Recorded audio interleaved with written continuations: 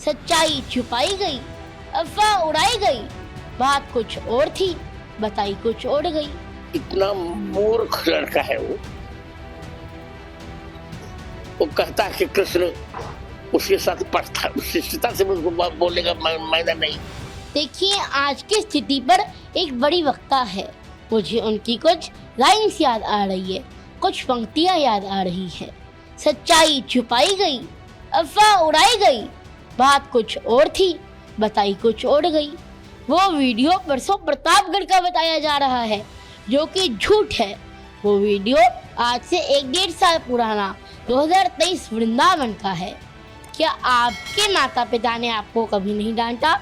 क्या आपके गुरु ने आपको कभी नहीं डांटा? अगर देश के इतने बड़े संत जगत गुरु श्री रामभद्राचार्य जी ने मुझे डांट भी दिया, तो इसको देश का सबसे बड़ा मुद्दा क्यों बनाया जा रहा है? ये तो किसी ने नहीं डाला कि जगत गुरु रामभद्राचार्य जी ने उसके बाद मुझे अपने रूम में भी बुलाया था और अपना आशीर्वाद भी दिया था। लेकिन आपने बोला कि रामभद्राचार्य जी ने मुझे डांटा। अरे आपके गुरु ने भी तो आपको 8 साल की उम्र में कभी डांटा होगा, 9 साल की उम्र में कभी डांटा होगा। क्या आपसे 8 साल की उम्र में, 9 साल की उम्र में कभी गलती नहीं हुई क्या? लोग कह रहे हैं आप स्कूल नहीं गए। अरे मैं स्कूल जाता हूँ, और आज ऐसी स्थिति आ गई है कि मुझे इतनी ज़्यादा ट्रोलिंग कर रही है कि मैं इन लोगों की वजह से स्कूल नहीं जा पा रहा हूँ। मेरी वजह से मेरी बहन भी स्कूल नहीं जा पा रही है। आपको सोशल मीडिया पर बहुत कुछ कहा जा रहा है, कई गंदी गंदी बातें भी आ रही हैं उसमें लिखी हुई। इसके अलावा कुछ हमने सुना है फ़ोन कॉल्स आ रहे हैं आपके घर पर परिवार वालों के पास, उसमें भी कुछ कहा जा रहा है। ट्रोलर्स इस तरह से लगातार कर रहे हैं, तो इस सब पर आपका क्या कहना है? मेरे घर वालों के पास रोज़ 500 से 1000 कॉल्स आ रही है। और उस देखिए, जैसे दिवाली आ रही है, सब दिवाली की तैयारी कर रही हैं, दिवाली की शॉपिंग कर रही हैं, और मेरे घर वालों के पास कॉल्स आ रही हैं कि आप घर से बाहर नहीं निकल सकते, आपको जान से मार दिया जाएगा। तो ये मेरे पिताजी के पास, मेरे घर वालों के पास कॉल आ रही है। अब मेरी मैया को तो कॉल्स उठाने से भी डर लग रहा है। क्या किस तरह की बातें जो हैं वो की जा रही हैं, कुछ आपने सुना देखा? देखिए, अभी तक मुझे मोटा तोता बोल रहे थे, तब तक हमने सोचा कि उनका व्यापार चल रहा है, वो कमा रहे हैं। लेकिन अब बात मेरी भक्ति की आ गई, मेरी भक्ति को नकली कहा जा रहा है। अब हम बर्दाश्त नहीं करेंगे। कई तरह के आरोप आप पर लगे। कहा गया कि आप मंच पर चले गए, मंच की मर्यादा भंग हो गई उसकी वजह से। साथ साथ रामभद्राचार्य जी के लिए आप क्या सोचते हैं, क्या आपका कहना है? दोनों चीज़ें मैं आपसे जानना चाहूँगा। जगत गुरु श्री रामभद्राचार्य जी के दर्शन करके मैं भक्ति में लीन हो गया था, तो मुझे लगता है कि मेरे से मंच की गरिमा भंग हुई, तो ये मेरी गलती थी।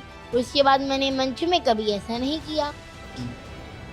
क्या सोचते हैं आप रामभद्राचार्य जी के लिए, क्या आपके विचार हैं? देखिए, रामभद्राचार्य जी की डांट में भी एक प्रेम छिपा हुआ होता है। उन्होंने मुझे डांटा, इसको भी मैंने आशीर्वाद स्वरूप ही समझा। और मेरे ऊपर ये जो आरोप लगाए जा रहे हैं, ये बहुत ही दुर्भाग्य की बात है।